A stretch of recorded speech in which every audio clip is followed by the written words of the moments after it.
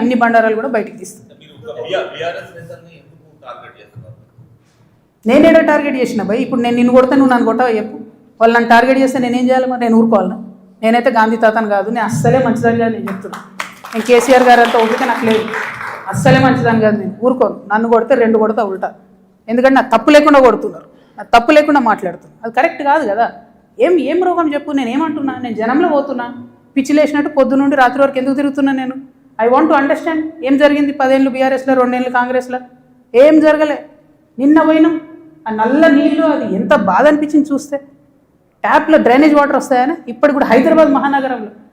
ఇంకా అంత అందమైన నగరానికి కేటీఆర్ గారు నేను ఇట్లా చేసినా అని, ఇప్పుడు రేవంత్ రెడ్డి గారు గ్లోబల్ సమిట్ పెట్టి నేను ఇట్లా చేసినా అని ఏం లాభం చెప్పు?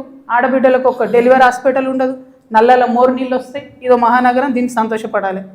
ఎవరొకరు అడగాలి కదా. అడిగితే కేసులు, అడిగితే లొల్లి, ఇంతే. ఏం భయపడేదాన్ని కాదు నేను. ముందుకే పోతా, వెనుకకైతే పోయేది లేదు.